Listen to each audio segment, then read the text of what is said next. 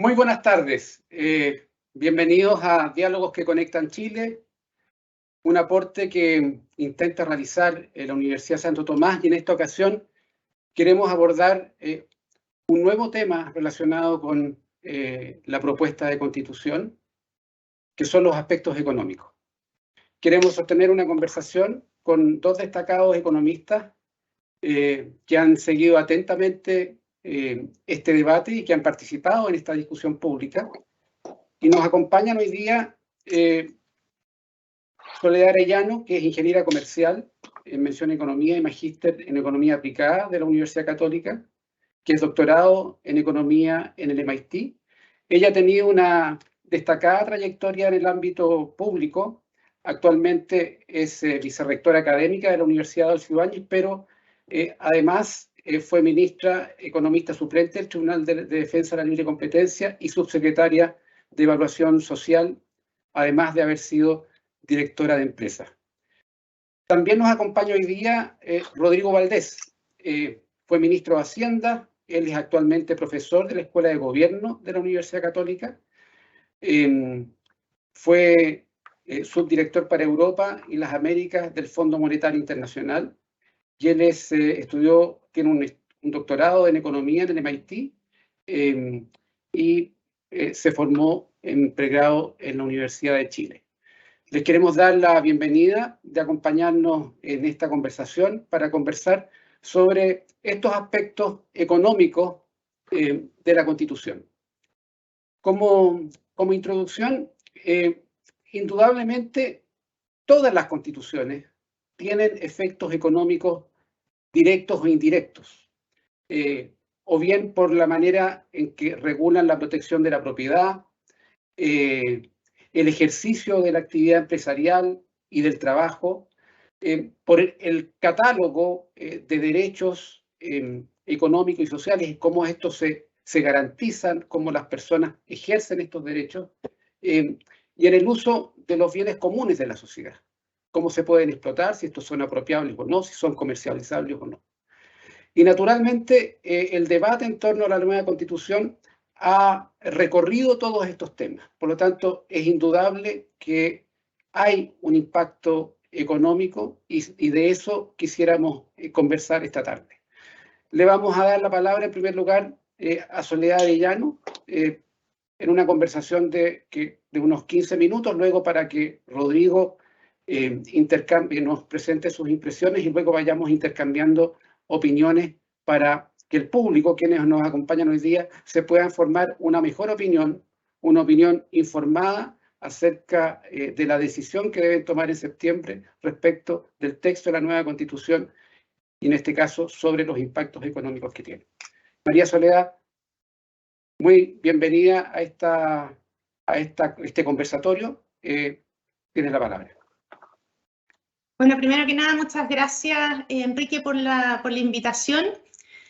Lo que más te agradezco es que me obligaste a leer con mucho más cuidado todo lo que era la Constitución, comparar lo que fue con la Constitución vigente, y que si bien fue un ejercicio intenso, fue bien entretenido. Así que, bueno, les cuento. Primero, cuando Enrique me invitó y me dijo analizar cuáles son los impactos económicos de la Constitución, del borrador de Constitución, en qué medida este borrador favorece o dificulta o promueve la inversión, el crecimiento.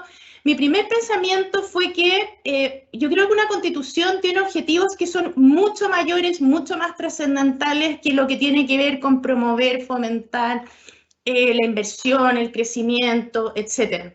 Por lo tanto, yo no sé si yo le pediría a una Constitución que promoviera el crecimiento, etc. Yo le pediría algo que es más simple, pero que no por eso es menos importante, y es que lo que yo le pediría es que no dificulte el crecimiento, que no genere obstáculos, que no ponga trabas para el desarrollo de un país. Y es como en ese sentido, es esa la mirada con la cual yo analicé la Constitución. ¿Y por qué de esa manera? Porque yo creo que si es que uno traba el desarrollo, si el país se estanca, si el país deja de crecer, lo que pasa es que no vamos a tener recursos para financiar todo lo que está comprometiendo esta constitución. Todo lo que tiene que ver con la nueva convivencia que se quiere desarrollar, hay cosas que no van a ser factibles si es que el país no se desarrolla. Entonces, el desarrollo económico, más que un fin, yo lo veo como un medio para lograr muchas de las promesas y para concretar lo que se está comprometiendo en la Constitución. En concreto, ¿qué es lo que yo le pediría y con qué como mirada yo leí el borrador de la Constitución? Era con 3 objetivos. En primer lugar, que no perjudique la estabilidad macroeconómica. Eso es lo primero que yo le pediría. Lo segundo que yo le pediría es que no perjudique la iniciativa privada, porque yo creo que es iluso pensar que el desarrollo puede sostenerse solamente en base a lo que hace el Estado. Y lo tercero, que creo que es bien importante, una vez lo ve como por el lado, pero es que creo que es importante que contribuya a la paz social, a la cohesión social, y que defina reglas del juego claras, porque al final el desarrollo en los países no depende solamente de las instituciones económicas, sino que también depende mucho de cuáles son esas reglas y cuáles son la convivencia que tiene la sociedad. ¿Qué es lo que podemos decir respecto al primer punto, respecto a la estabilidad macroeconómica? Yo quiero partir diciendo que durante mucho tiempo el crecimiento ha sido una mala palabra. En el fondo, como que uno hablaba del crecimiento, uno estaba en grupo y decía, no, que lo que más importa acá es el desarrollo, que es cierto, pero no hay desarrollo integral si no hay crecimiento. O sea, eso es como lo primero. Yo creo, además, muchas veces que nosotros somos los fríos economistas, que solamente nos preocupa la plata, que solamente nos preocupan los números, etcétera, pero es esa plata y esos números los que finalmente financian el requerimiento y las necesidades sociales, en el fondo, y en este caso, los derechos que se están comprometiendo. Creo que esto es particularmente evidente después de todo este periodo que llevamos con crecimiento per cápita prácticamente nulo. Estamos a puertas de una recesión y además con una inflación creciente que no la habíamos visto nunca. Yo creo que nosotros, yo cuando era chica, que uno veía estas inflaciones, nuestros hijos nunca han visto una inflación como la que estamos teniendo en este momento. Entonces yo creo que hoy día la macro y la estabilidad macroeconómica es algo que ya no parece tan asegurado como era hace un tiempo atrás, y creo que nos estamos dando cuenta que malas políticas tienen impacto. Ya, por lo tanto, ¿qué en términos de estabilidad macroeconómica? Yo me fijaría en 2 elementos. El primero es la responsabilidad fiscal y todo lo que tiene que ver con la sostenibilidad fiscal, y el segundo es el rol del Banco Central. Me quiero centrar en el primer punto, después al final, si tenemos tiempo, podemos hablar de cómo quedó la parte del Banco Central.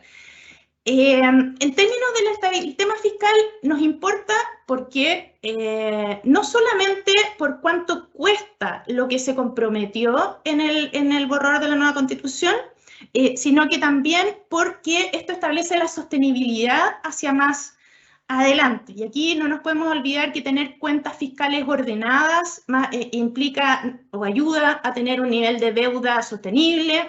Tener un nivel de deuda sostenible es necesario para tener estabilidad macroeconómica y para que los países crezcan, y además también para que el acceso al financiamiento sea más barato, no solamente para el Estado, sino que también para los privados. Entonces, las cuentas ordenadas al final ayudan por todos los lados.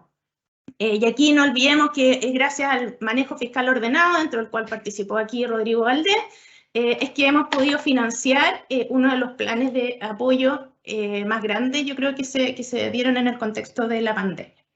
¿Qué podemos decir a este respecto en el borrador de Constitución? Lo primero, y aquí me imagino que Rodrigo se va a extender más, por lo tanto solamente lo voy a mencionar, el gasto fiscal directo que implica el borrador de la nueva Constitución está entre 8,9 y 14,15 puntos del PIB, un monto que yo no sé cómo se va a financiar.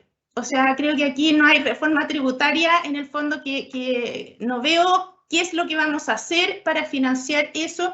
Y a mí aquí lo que me preocupa es que estamos hablando de un riesgo de impuestos de niveles muy altos o bien de un aumento en el endeudamiento, que lo encuentro peligroso, o otro escenario que es un contexto de expectativas frustradas por derechos que no se van a poder financiar.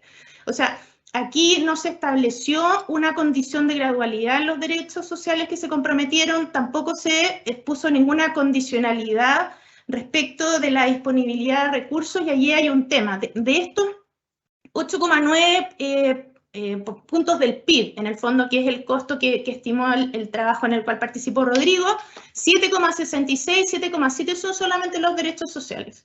O sea, en el fondo es un aumento muy grande que no sé cómo lo vamos a poder financiar. Sin embargo, yo quiero ir más allá de eso, no me quiero quedar en ese número, porque creo que hay otros elementos de la Constitución que ponen en peligro la responsabilidad fiscal. Cuando uno habla de este tema, todos dicen, oye, pero no te preocupes, porque en el artículo 183 se estableció la responsabilidad fiscal, está el principio de responsabilidad y sostenibilidad fiscal, lo cual es muy bueno. Eso es algo que hace bastante tiempo se había pedido, que se elevara a un rango constitucional la responsabilidad fiscal. Hoy día está en un rango de ley. Sin embargo, cuando uno lo compara con otros elementos de la Constitución, creo que nos vamos a quedar cortos. Creo que el principio constitucional nos puede servir como titular, pero no necesariamente vamos a lograr esa responsabilidad fiscal. Y aquí tenemos ejemplos que muestran que hoy día, si bien no tiene rango constitucional, sino que solamente es una ley, pero tenemos un Consejo Fiscal Autónomo, tenemos una regla fiscal, tenemos el gobierno está obligado a establecer vía decreto supremo cuáles van a ser los parámetros de su política fiscal. Si es que no los cumple, no pasa nada. El decreto supremo se puede modificar. Tenemos una regla de balance estructural, pero lo que ha pasado es que en los últimos años eso no se ha cumplido, por lo tanto, creo que la declaración no es suficiente. Ese es el punto que quiero hacer con eso. Por otro lado, cuando uno compara eso con otros elementos que tiene la Constitución, esto hace que sea aún más difícil tener esta responsabilidad fiscal. Y aquí les voy a dar algunos titulares. Se eliminó la iniciativa exclusiva del presidente en materias que impliquen gasto fiscal y tributos. Creo que eso es una gran pérdida respecto a lo que tenía hoy día la institucionalidad. Se modifica solamente, en el fondo, a que baste tener concurrencia presidencial. Si uno considera la forma como quedó constituido el Parlamento en el borrador de Constitución, la probabilidad de que el gobierno sea capaz de resistir presiones del Parlamento para no concurrir, en el fondo, a las iniciativas parlamentarias, yo creo que eso es muy difícil. Por otro lado, se eliminó la iniciativa exclusiva en materia de seguridad social si es que ello no importa gastos, ¿no es cierto? Y aquí podríamos tener más leyes, más retiros del 10% con las consecuencias que ya conocemos. Entonces yo creo que hay que mantener la iniciativa exclusiva del presidente, es algo muy importante, ojalá se pudiera corregir. Sumémosle a eso la organización administrativa. Todo lo que es la regionalización no solamente tiene impactos en términos de la burocracia que se crea, sino que también el texto permite que las entidades territoriales puedan emitir deuda y recaudar tributos. Aquí no solamente estamos hablando de una eventual dispersión tributaria, cosa que creo que es mala en sí misma, pero además las regiones van a poder emitir deuda y si bien no se establece en último término, el gobierno central termina siendo el garante de última instancia de estos créditos. Ya vemos lo que ha pasado en Argentina, por ejemplo, con este sistema. Se crean empresas estatales, se pueden crear empresas estatales en regiones, también empresas en las municipalidades. Eso es, de nuevo, otro gasto que probablemente va a terminar financiando el Estado. Y quiero agregar acá que en las autonomías territoriales indígenas se establece que tienen libertad para establecer regímenes económicos y administrativos diferenciados con financiamiento del Estado. O sea, en el fondo hay muchos elementos adicionales a los derechos sociales que se crean que yo creo que están poniendo en riesgo la sustentabilidad fiscal hacia más adelante. ¿Qué es el segundo elemento que yo le hubiera pedido? Era que no perjudicara la iniciativa privada. Y yo creo que aquí tampoco estamos bien. Se pueden mencionar varios elementos que están en el borrador, pero vámonos con primero en lo que pasa con el rol del Estado y en segundo lo que pasa con las certezas que tienen los privados. En lo que tiene que ver con el rol del Estado, claramente hay un giro hacia un mayor rol del Estado en la actividad económica. El Estado tiene un rol primordial en lo que tiene que ver con la provisión de los derechos sociales, lo que implica inmediatamente un aumento, o sea, un aumento en el alcance. Si uno va y mira lo que dice el texto, dice que el Estado participa en la economía para cumplir sus fines constitucionales. Eso es un amplio alcance en lo cual podría desenvolverse. Habla de varios principios: solidaridad, pluralismo económico, diversificación productiva, etcétera, y no habla de un principio que es fundamental y que hoy día sí está en la Constitución, y es el principio de neutralidad competitiva, que es en el fondo que el Estado puede participar, de hecho hoy día también puede participar en prácticamente todos los sectores, pero tiene que hacerlo con las mismas normas que tiene el sector privado. Dice que podrán desarrollar actividad empresarial o participar en ella solo si una ley de quórum calificado lo permite, cosa que hoy día ya no se pide, puede ser solamente con una ley. Y por otro lado, todas las actividades en la actual Constitución tienen que estar sometidas a la legislación común aplicable a los particulares, y ese principio no está en el borrador de Constitución. Uno podría decir que en la práctica igual va a operar, puede ser, en el fondo no digo que no, pero cuando se ha sido tan detallado en los otros principios, que no se haya mencionado ese principio, yo creo que es una señal. Se pueden crear además empresas públicas y empresas en las regiones y en las municipalidades. Y por último, un punto que después podemos extenderlo, el rol del Estado en algo que es fundamental en una economía, que es en la prevención de los abusos y el preservar la libre competencia. Yo creo que esa parte quedó mal. O sea, yo creo que no quedó bien expresado la forma cómo se protege la libre competencia. ¿Cómo nos va por el lado de las certezas, en el fondo, para la inversión? Creo que se precarizó el derecho de propiedad. Hay bastante evidencia respecto de la correlación que hay entre la débil protección a la propiedad y el desarrollo económico. Y aquí este es un tema que se ha hablado bastante, por lo tanto, tal vez no me voy a extender, pero está que puede ser el justo precio. Si uno dice, hay tanto detalle, ¿qué nos costaba decir qué es el justo precio? Cuando hoy día en la Constitución tiene el daño patrimonial efectivamente causado, eso era lo primero. En segundo, la indemnización no necesariamente se paga, se garantiza que se pague al contado y que se pague de manera en efectivo y de manera previa a la toma.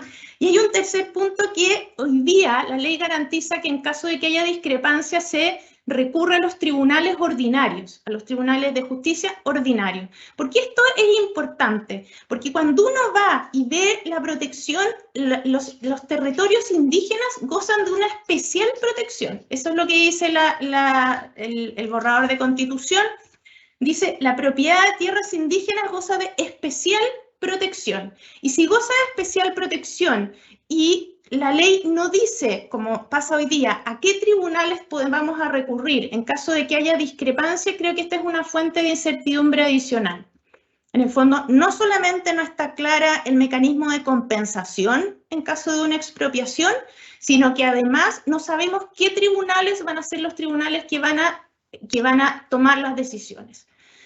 Lo que dice el borrador dice que se puede reclamar ante los tribunales que determine la ley, que puede ser cualquiera, entendiendo cómo queda el sistema de justicia y que los tribunales en los territorios indígenas gozan de especial protección.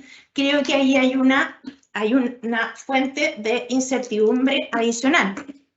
Si uno lo une a lo que dice el artículo 28 transitorio, que dice que el restablecimiento va a estar a cargo de una comisión territorial indígena, que va a ser juez y parte, que va a poder anular los títulos de propiedad, creo que el mecanismo de expropiación y de indemnización es particularmente importante. Me llama la atención también que cuando se destaca que el Estado tiene que promover la innovación, no se protege, no se reconoce la protección a la propiedad intelectual. En el fondo, que es algo, todos los materiales, los bienes incorpóreos, en el fondo, que hoy día las patentes y todos los desarrollos intelectuales en el fondo son tremendamente importantes. No sé cómo voy con el tiempo, Enrique. 2 minutos. 2 minutos, ya, bueno, aquí hay otros temas que se podrían mencionar, los podemos discutir después, pero está el tema de los derechos de agua, que también ahí hay incerteza, un cambio importante en el valor además agrícola, de los terrenos agrícolas y todos los incentivos para invertir en áreas que requieran de derechos de agua. Está lo que pasa con el derecho laboral, también, que yo creo que también afecta en el fondo esta extensión del derecho a la huelga fuera de la negociación colectiva, que solamente lo sean los sindicatos, las organizaciones sindicales las que puedan llevar a cabo el proceso de negociación colectiva, el derecho a emprender, que tenga que tener en cuenta los derechos de la naturaleza. Yo creo que todos estos son elementos que afectan y que disminuyen las certezas que tienen las empresas y los privados al momento de tomar sus decisiones de inversión, lo que yo creo que a la larga va a afectar la inversión. En resumen, creo que esta es una constitución que no genera las condiciones, que creo que genera incertezas, y creo que eso podría afectar el desarrollo económico. No quiero decir que todo esté escrito, porque a veces hay cosas que no se mencionan, ¿no es cierto? Y que el hecho de que no se mencionen no implica que no se van a hacer. Sin embargo, cuando hay tanto detalle, uno creo que es una señal. Pero los 3 titulares: primero, la preocupación por la responsabilidad fiscal, que yo creo que es imprescindible para tener estabilidad macroeconómica y para poder crecer. Lo segundo es la excesiva confianza en el rol del Estado, en la economía, junto a la disminución de las certezas que hay para el funcionamiento del sector privado. Si uno se queda con esto y suma que al final las decisiones de inversión no dependen solamente de la institucionalidad económica, sino que también del medio en el cual uno está, ¿no es cierto? Donde aquí yo creo que el tema de la gobernabilidad, el tema de cómo funciona el sistema judicial y el sistema político en general, son muy importantes para la toma de decisiones de inversión. Yo creo que estamos en un escenario que no es muy positivo en términos económicos. Muchas gracias, Soledad. Ahora le vamos a dar el pase a Rodrigo, pero quería introducir la conversación con Rodrigo haciendo una reflexión pregunta.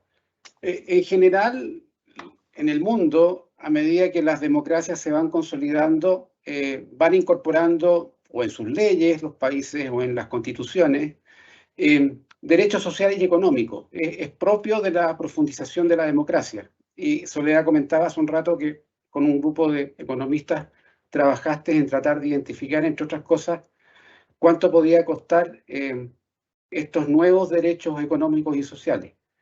Pero me imagino que la primera reflexión para ti es que varios de ellos deben estar en una constitución, y esa es una noticia positiva, que el texto propuesto reconozca explícitamente a nivel constitucional estos derechos económicos y sociales, además de los derechos políticos y de los derechos civiles. ¿Cuál es tu impresión hoy día acerca de esta constitución en el plano, en estos aspectos económicos? Rodrigo. Bueno, muchas gracias, Enrique, por la invitación. Gracias a la Universidad de Santo Tomás. Saludo especial a la Soledad. Déjenme partir por una idea que yo creo que en el tema económico siempre una constitución va a tener algunos claroscuros, grises claros, grises oscuros, y creo que la Soledad identificó varias cosas de esto de manera bastante precisa. Yo quiero ir al tema de los derechos sociales en un rato más. Creo que es de los aspectos, a veces de los que más me preocupan. Me preocupa un aspecto de ellos, ¿okay? Pero no sé si el que existan. Creo al revés, creo que es como tú decías, Poli, es una cosa que tiene cierto sentido en la evolución, pero quiero volver a eso en un segundo más. Básicamente, quiero mencionar 3 cosas que creo que son grises bastante claros, en el sentido de que o quedaron bien, o se ha exagerado un poco su potencial riesgo para la economía. Y después quiero mencionar unas 5 cosas en que yo creo que los grises son un poquito más oscuros, que vamos a depender mucho cómo se implementen, y algunos definitivamente son muy complejos. Entonces déjenme partir por cosas que creo que no son o graves o que quedaron relativamente bien. Déjenme partir por el Banco Central. La institucionalidad del Banco Central logró entrar a la Constitución con bastante detalle. Tiene algunas cosas que uno puede discutir, pero en lo central, cuál es el mandato principal que tiene, cuáles son las reglas de remoción de los consejeros, creo que fue un esfuerzo de varias gente que empujó esto y que quedó relativamente bien. Hay que recordar que en la Constitución actual el Banco Central aparece muy simplemente, no, básicamente prohíbe que financie el fisco, lo cual hace la nueva Constitución, dice que es autónomo, pero eso no significa nada, y todo está en la ley orgánica. Y fue bastante titánico el convencer a mucha gente de que varias cosas que están en la ley orgánica debieran subir a la ley madre de la Constitución.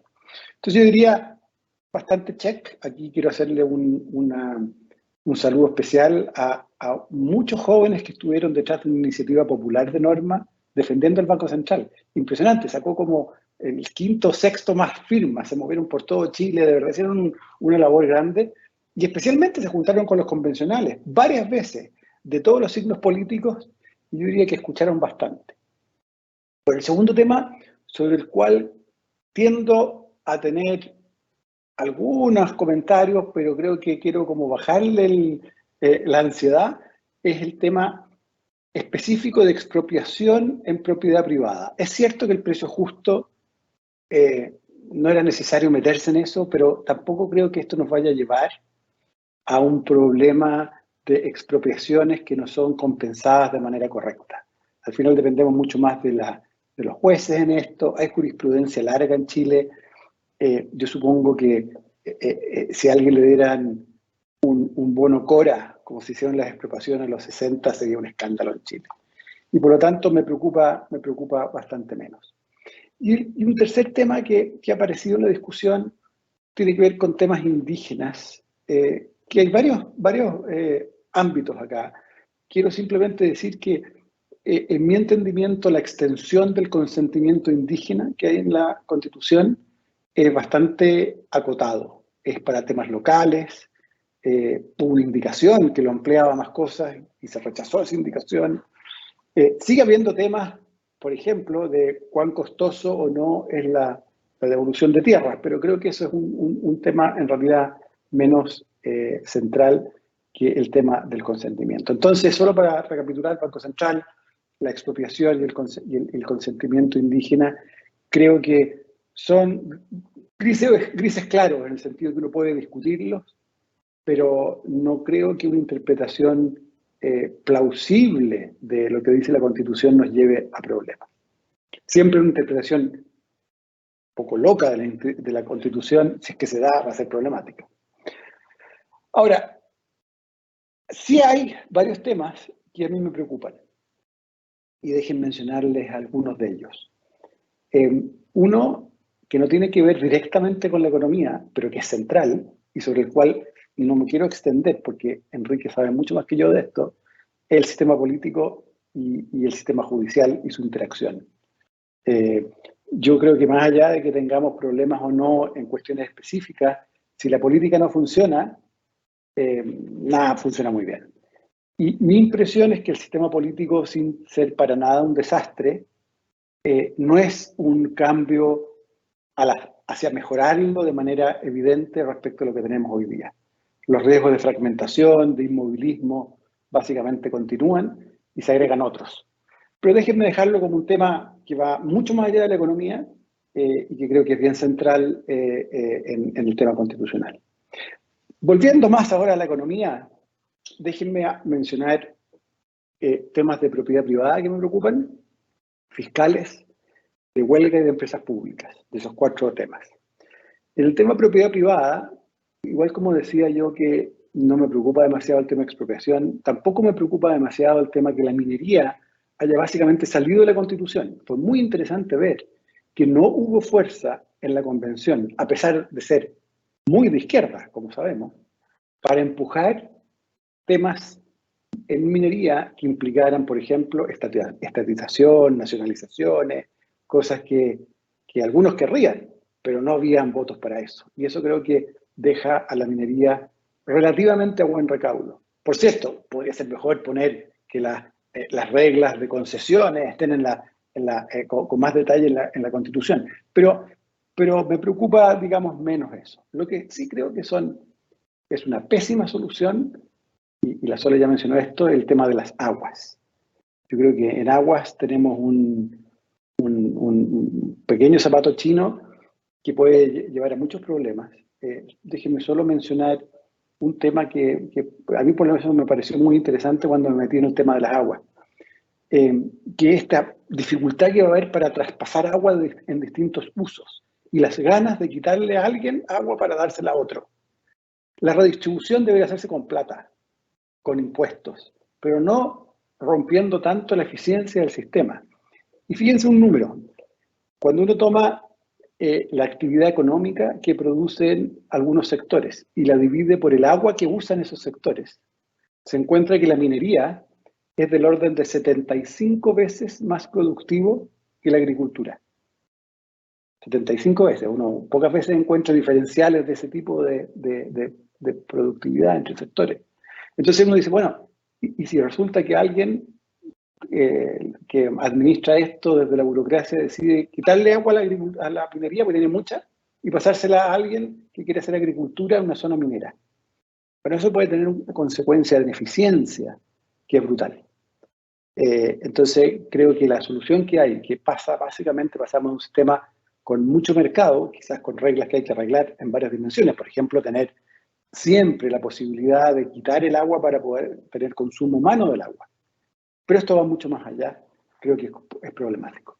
Y una segunda duda que yo tengo en el mundo de la propiedad privada, y estos son los signos de los tiempos, ¿no? Y uno quizás es más viejo ya, y le cuesta entender más la ecología, el medio ambiente, pero como probablemente ustedes saben, en casi todas partes del mundo la propiedad privada tiene una restricción dada por su función social. Esto está en muchas constituciones, incluso en la constitución actual. Básicamente uno puede restringir la propiedad privada en su libertad.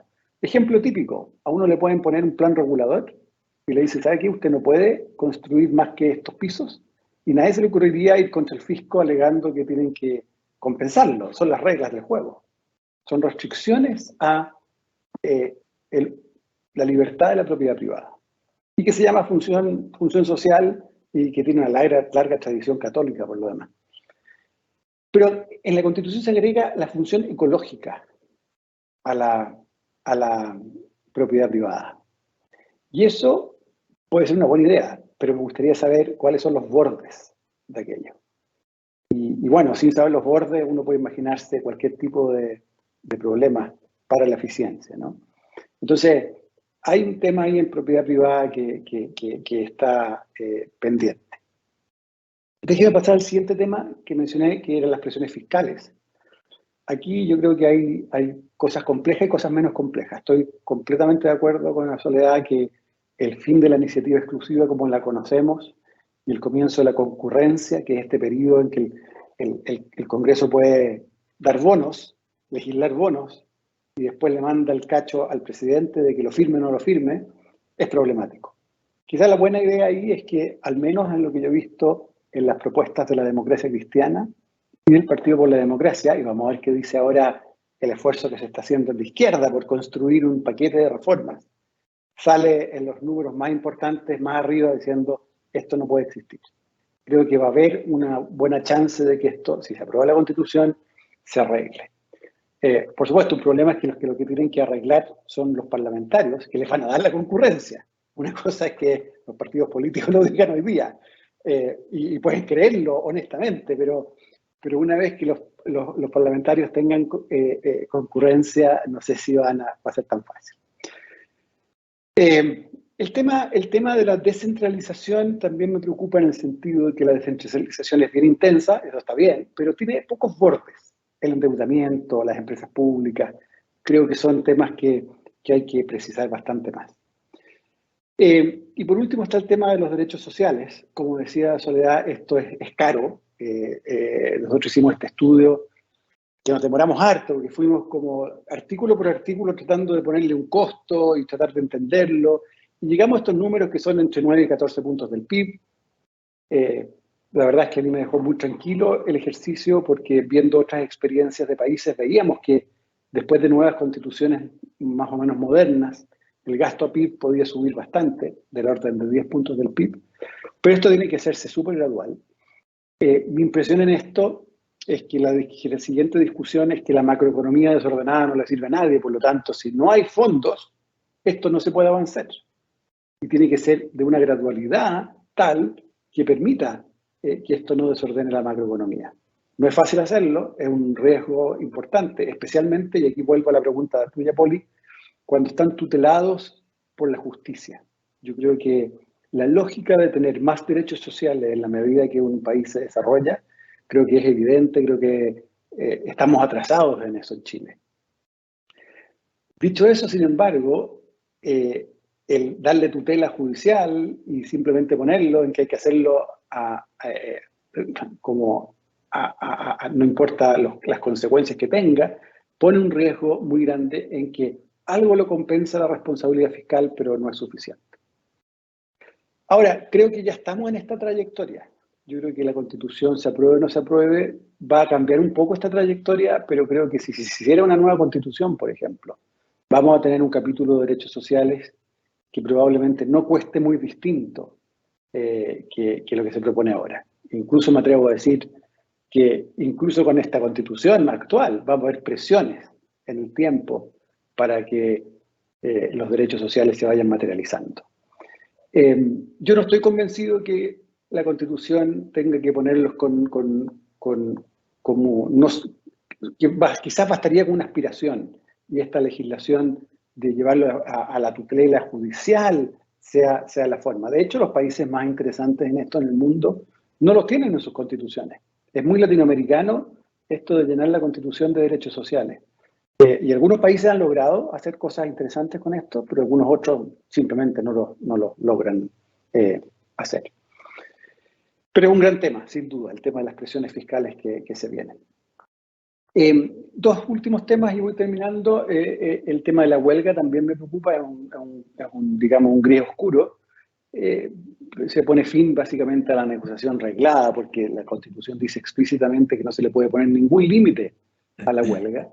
Y la huelga podría usarse para objetivos que uno duda que sean los correctos en la relación empleador-empleado, ¿no? Igual que el agua, creo que esto es más difícil de arreglar. A mí me pasa que, por ejemplo, tiendo a pensar que la concurrencia la vamos a arreglar, tiendo a pensar que los derechos garantizados por ango por manga o van a suceder igual o vamos a avanzar a una gradualidad tal que esto se logre acomodar. Pero estas otras cosas creo que pueden tener efectos en la eficiencia y en el crecimiento que pueden ser complejos. Y el último, ya lo mencionó la Sole, que es el tema de las empresas públicas. La verdad es que aquí el cambio más grande es la posibilidad que los municipios y las gobernaciones hagan empresas públicas.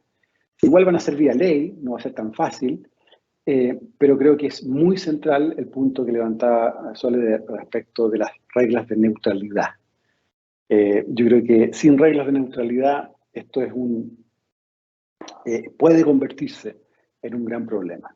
De hecho, me preocupa harto lo que vimos recientemente en los últimos meses con el gas licuado y ENAP, que es la muestra de un pequeño botón de cuando se quiere hacer política social a través de empresas públicas.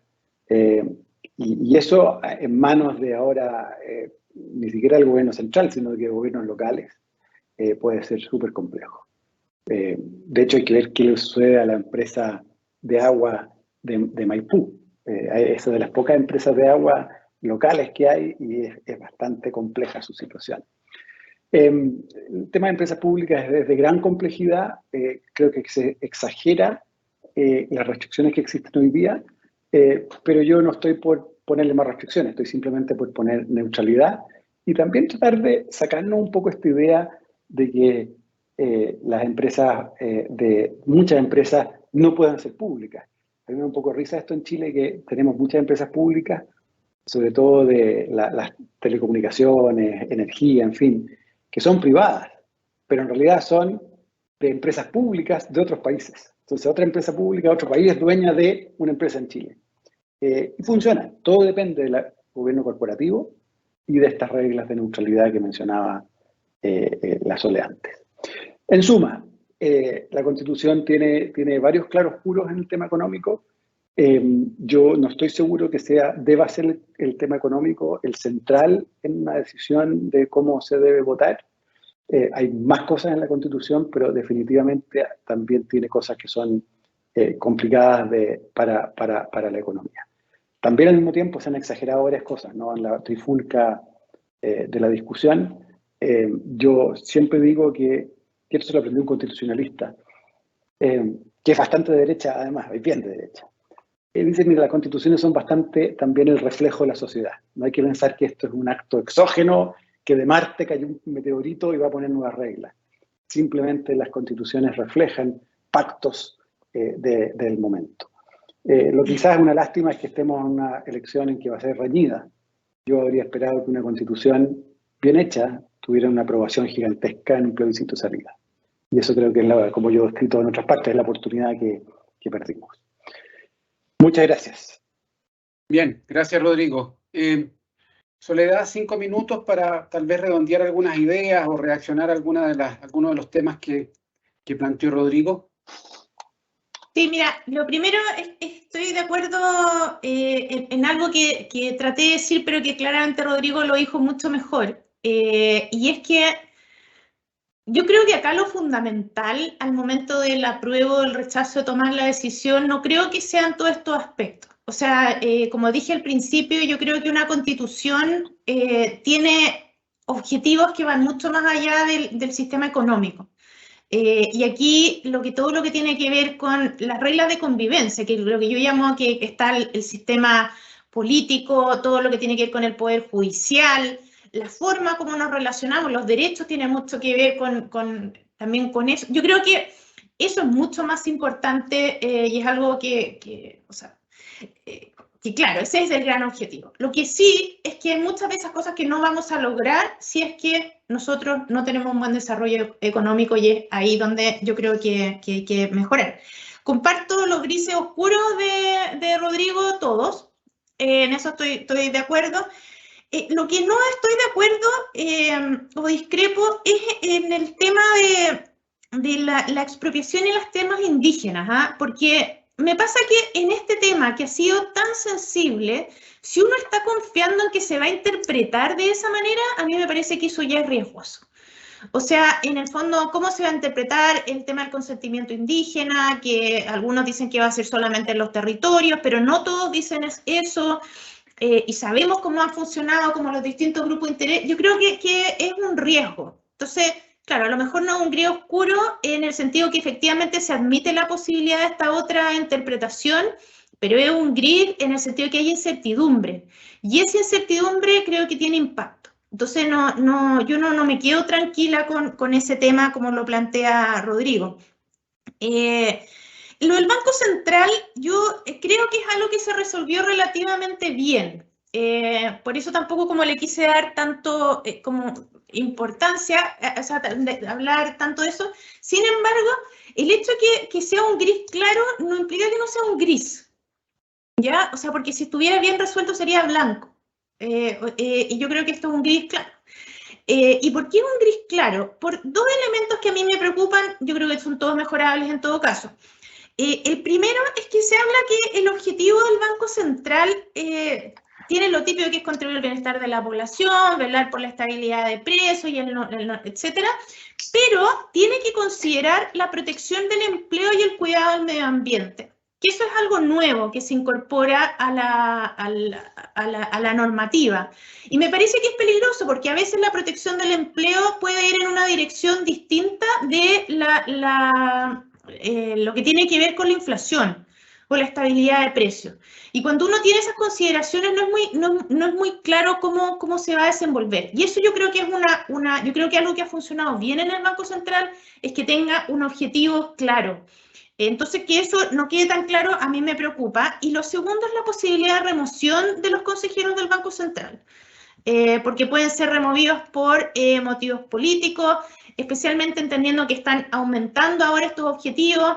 ¿Cómo se discute en el fondo un objetivo respecto del otro? Entonces, si bien no es un gris oscuro, no es una gran preocupación, sí es algo que a mí me gustaría que se mejorara, y yo creo que probablemente parece que lo he visto también dentro de la lista de los elementos que se quieren mejorar. Y el otro tema es lo que tiene que ver con la protección de la libre competencia. Yo creo que ese es otro aspecto que no hemos mencionado y que yo creo que quedó mal resuelto. Hoy día no está en la Constitución, ¿eh? En todo caso, la protección de la libre competencia, yo creo que es bueno que haya quedado. Sin embargo, como se definió en el fondo, quedó mal.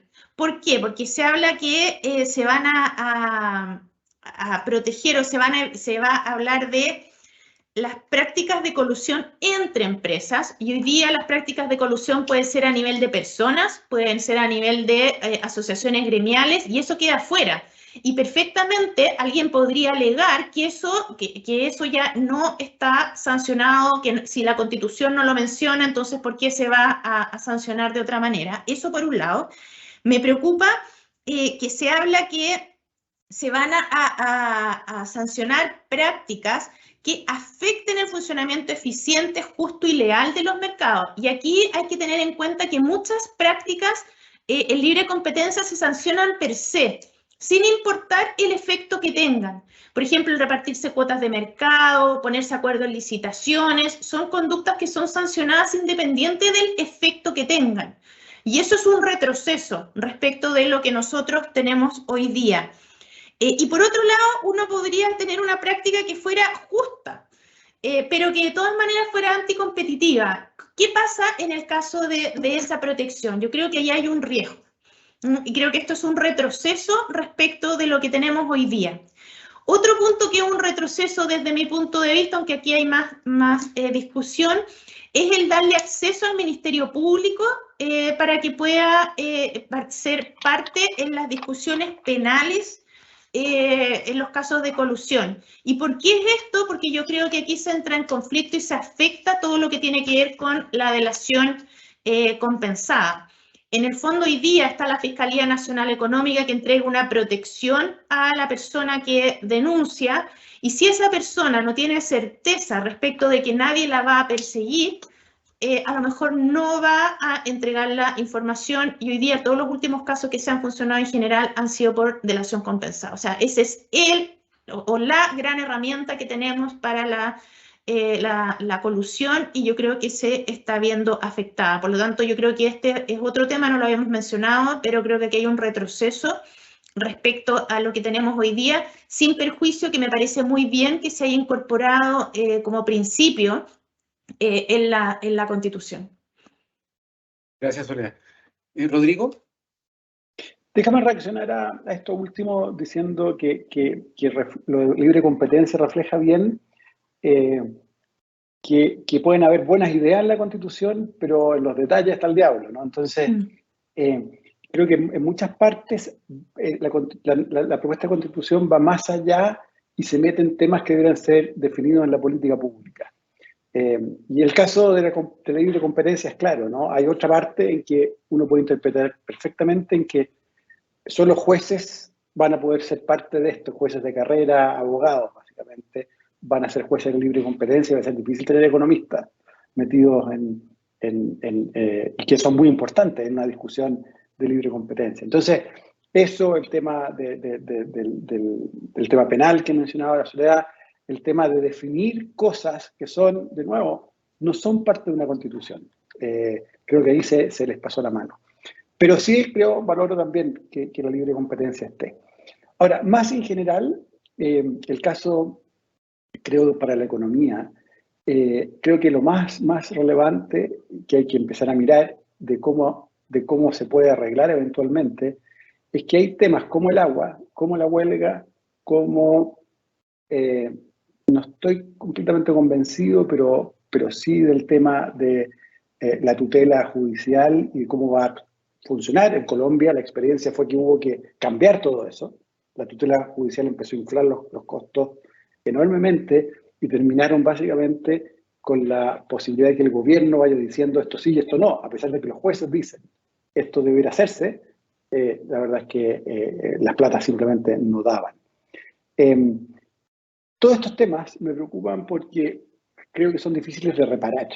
Y yo creo que lo que hay que tratar de trabajar ahora es que la política funcione mejor, de manera que pueda reparar estas cosas eventualmente. Con la política actual creo que sería imposible cambiar la solución de aguas que se da, sería imposible cambiar el tema de la huelga.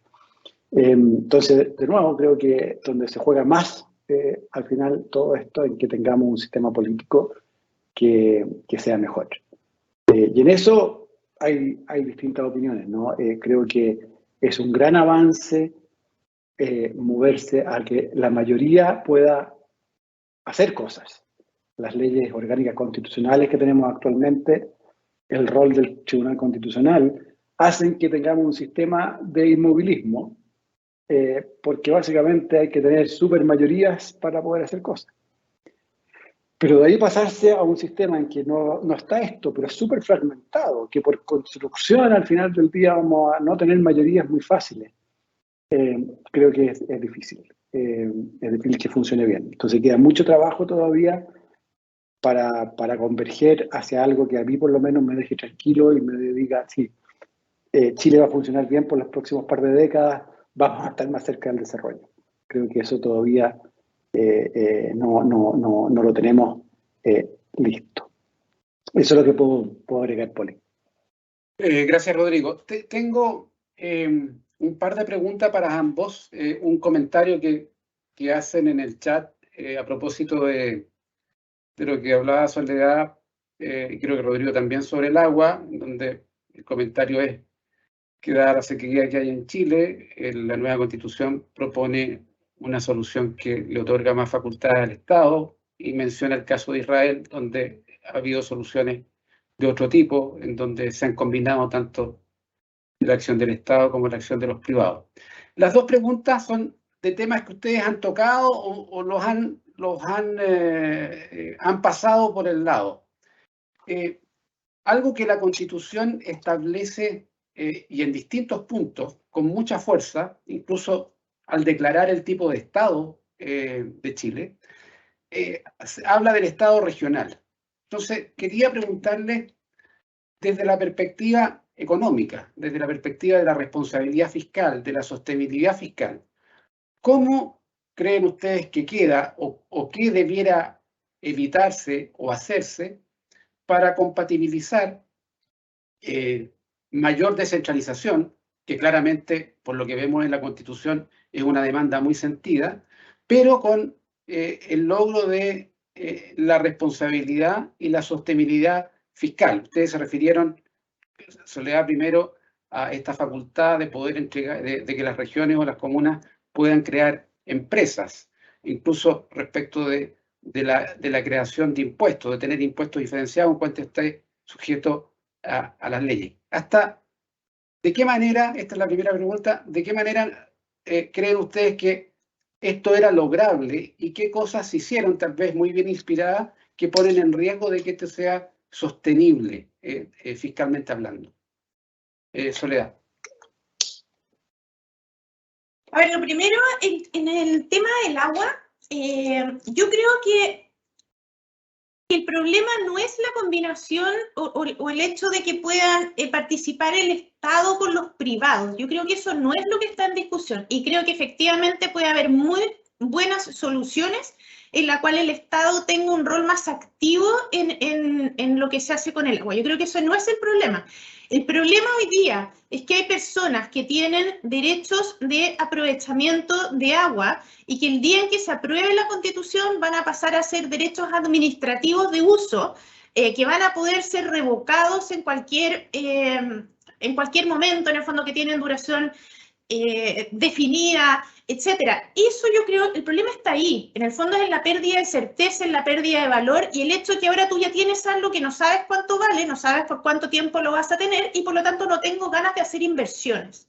Yo creo que ahí es a donde yo estaba yendo. No me parece que el tener un buen sistema de derechos de propiedad del agua vaya en contra de que pueda haber una cooperación público-privada, incluso un rol un poco más activo del Estado en lo que tiene que ver con el agua. Yo creo que se pueden conciliar ambos temas. Respecto al tema de la regionalización, creo que es una pregunta difícil, porque efectivamente la regionalización implica entregar más atribuciones a las regiones y el dar más atribuciones a las regiones sin que se puedan generar gastos. A veces uno dice, bueno, me estáis dando las responsabilidades, pero no me estás dando el presupuesto para esas responsabilidades. Yo creo que la descentralización debería ir con un esquema presupuestario asociado, pero que debería discutirse en el mismo contexto que se discute la ley de presupuesto, en el fondo, con una mirada macro en el cual además el gobierno central tiene una mirada, porque al final, a uno lo quiera o no, y lo diga o no lo diga, en último término el gobierno central termina siendo el prestamista de última instancia en caso que haya cualquier problema. Yo restringiría, me parece que el traspaso de atribuciones a las regiones no implica o no requiere traspasar que tengan la posibilidad y la iniciativa en el gasto y en los tributos. Yo creo que eso es algo que se podría acotar mucho más de lo que está hoy día. Tampoco me parece que se necesite crear empresas públicas en las regiones. Creo que, por último, le pondría un poco más de limitaciones. Hoy día es solamente por una ley, que es una ley de mayoría simple. Yo ahí creo que la limitación presupuestaria y la iniciativa exclusiva creo que es algo que yo trataría de conciliar con la entrega de atribuciones. No me parece que en todo caso sean contradictorios. Rodrigo, sobre ese tema. A ver, déjeme partir por el agua porque yo creo que es bien interesante Israel. Y efectivamente en Israel el Estado tiene una fuerza mucho mayor que en otras partes, ¿no? Sin embargo, yo no estoy seguro y me gustaría saber si es que en Israel se puede comercializar un permiso o no.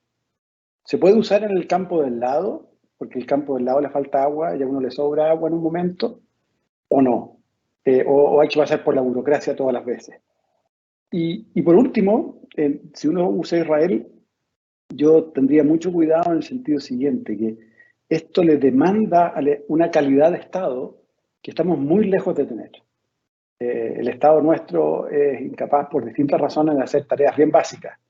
En Israel no es así. En Israel, al menos temas de seguridad, como podrán saber, están muy bien administrados por el propio Estado. Entonces, yo tengo como cierta duda de que el Estado vaya a ser capaz de hacer lo que se le pide en términos de agua y no nos lleve a una ineficiencia enorme. Más allá del tema que menciona la Soledad, que es otra cara de esto, que es la impredictibilidad de esto, y que puede tener efectos en inversión que son importantes.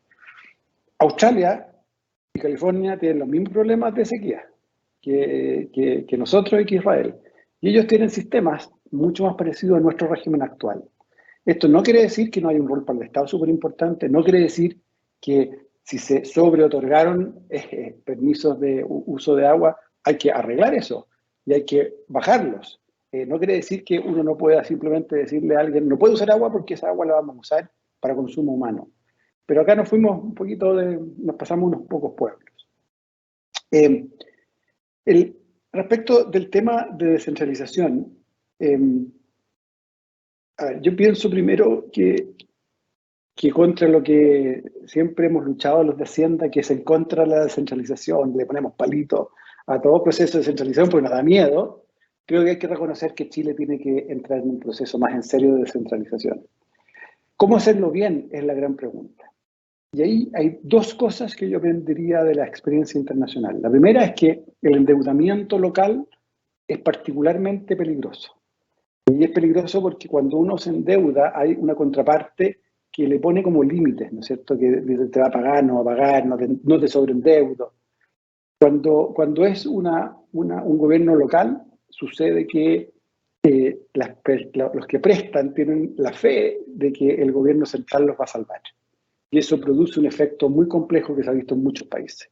Entonces yo trataría de no dejar que se endeuden o limitarlo al mínimo posible.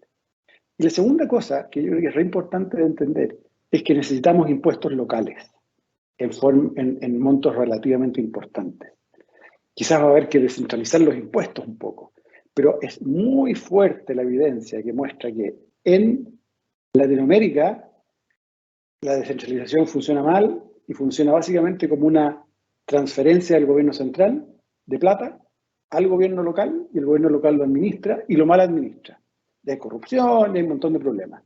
En los países desarrollados que funciona la descentralización y que no son necesariamente federales, pueden ser mucho más unitarios, pero se da una razón más virtuosa en que los gobiernos locales gastan, toman decisiones, pero al mismo tiempo levantan plata.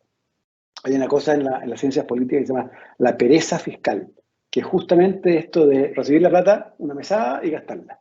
Eso lleva una serie de problemas que tenemos que evitar. Entonces hay que buscar la manera de descentralizar impuestos para que de verdad gastos e ingresos vayan bien atados. Nos queda mucho por aprender de descentralización. Está el viejo tema del presidente Lagos respecto del tamaño óptimo de las regiones, por ejemplo. Yo me he ido convenciendo que nuestras regiones son muy chicas y muchas comunas son muy grandes, al compararlas con lo que sucede en países desarrollados. Pero eso ya no está en la Constitución, es más difícil. De hecho, la Constitución avanza hacia hacer Chiloé y los Andes, ¿no? Y Aconcagua región, que creo que no sé si es la manera de avanzar. Pero bueno, esas son algunas reacciones al tema de descentralización, que es definitivamente un tema pendiente, pero también difícil. Una última pregunta, pero no por eso más fácil, sobre un tema que también tocaron al pasar, que tiene que ver con los derechos colectivos del trabajo. En la Constitución actual están más bien abordados por defecto, es decir, establece prohibiciones y por lo tanto se entiende por defecto que hay otros derechos en materia laboral que existen. En este texto, explícitamente se le garantiza a los sindicatos la representación de los trabajadores. La negociación colectiva es de los sindicatos y esta negociación puede abarcar distintos niveles. Y el derecho a huelga, al que tú, Rodrigo, te referiste, también no tiene techo. Incluso la propia Constitución declara que no debiera ser limitada por ninguna ley. De lo que ya han dicho, hay cosas que no les parecen, pero de este conjunto de reconocimiento de derechos colectivos relacionados con el trabajo, ¿qué cosas rescatan y cuáles son aquellas donde ustedes creen que sería necesario introducir mejoras? Soledad. Para ser honesta, me cuesta rescatar. Estaba mirando mis anotaciones. A ver, claramente importante los derechos laborales, el derecho a huelga y todo eso, no, por supuesto que no tengo problema con eso, pero creo que de la manera que quedó establecida en la ley, creo que en el borrador, perdón, me parece que es complejo. Creo que permitir la huelga fuera de la negociación colectiva es muy complejo. Porque en el fondo lo que pasa es que usualmente el periodo de negociación colectiva tiene sus complejidades, ¿no es cierto? Y tiene momentos complejos, momentos tensos, etcétera, pero una vez que se firma el contrato hay un periodo de paz, en el fondo, en el cual las empresas pueden ir funcionando de acuerdo, además cumpliendo con todos sus compromisos. Pero el hecho de que ahora puedan haber huelgas fuera de la negociación colectiva es complejo, porque, por ejemplo, una empresa podría tener una huelga porque quiere que bajen los impuestos, o que suban los impuestos, o que eliminen el CAE. en el fondo por motivos políticos o por motivos de, como dicen, solidarios con otras causas. En el fondo podemos empezar a tener huelgas en las empresas y no hay mucha protección que tenga la empresa frente a eso. Creo que eso aumenta la conflictividad laboral. Me parece que eso es un punto muy complejo. Y por otro lado, el hecho de que sean solamente las organizaciones sindicales las que tienen la titularidad para la negociación colectiva también lo encuentro complejo, porque creo que se restringe la libertad de las personas, implícitamente se está obligando a sindicalizarse en el fondo para poder tener una voz en este proceso de negociación colectiva. Y no me parece que eso sea bueno. Entonces, yo encuentro que como quedó la normativa laboral en general, creo que está complejo. Siempre se habla en el fondo que tiene que tener, ¿no es cierto?, el derecho a sindicalización, el derecho a huelga y la negociación colectiva, 3 elementos que también me parece que aparezcan en el borrador, pero es complejo cómo quedaron establecidos. A mí me parece que como en muchos otros ámbitos de la Constitución, creo que el borrador va un poco más allá de lo que debiera y se mete a temas de política pública en algunas cosas. Creo que debiera tener la Constitución definitivamente el derecho a sindicalizarse, el derecho a la negociación colectiva, el derecho a huelga bajo ciertos parámetros que la ley determinará, y eso creo que es parte básica que hoy día no tenemos. Pero al mismo tiempo se está dando la paradoja que la titularidad sindical, por ejemplo, algo de lo cual yo estoy de acuerdo que exista, no veo razón alguna de que eso sea parte de una constitución. De hecho, venimos de un episodio, no hace muchos años, en que el Congreso legisló titularidad sindical. Y la constitución actual, con el TC, lo declaró inconstitucional. Entonces, nuestra constitución actual prohíbe la titularidad sindical. Y la paradoja es que la nueva constitución la obliga. Pasamos de un mundo en que estaba prohibida a un mundo que está, en el fondo está prohibido no tenerla. Y es algo completamente discutible. Podría haber perfectamente en un momento fuerzas políticas que digan, no, ¿saben qué? La titularidad, de nuevo, es parte de la política pública ponerse de acuerdo en eso. Y creo que está bien tratar, sacarla, pactar tenerla o no tenerla. No son temas, creo, constitucionales. Sí son, en cambio, las cosas que tú mencionabas por el comienzo, que hoy día no existen. Que sí la Constitución debe de reconocer, obviamente, el derecho a la sindicalización, a la negociación, etc. Pero creo que en este campo está un poquito pasado el tema. Y especialmente esta huelga sin techo, creo que es problemática y no va a ser fácil de arreglar. Bien, muchas gracias a los dos, Soledad, Rodrigo, por habernos acompañado en estos diálogos que conectan a Chile, estos diálogos constitucionales, y de haber aportado su conocimiento, sus reflexiones sobre los aspectos económicos del proyecto de nueva Constitución. Muchas gracias a todos los que nos han seguido. Han llegado algunas preguntas. Espero que les haya servido para formarse una opinión más completa sobre lo que hoy día estamos discutiendo, lo que hoy día tenemos que decidir respecto de una nueva Constitución. Buenas tardes, que estén bien. Muchas gracias. Gracias, buenas tardes. Chao.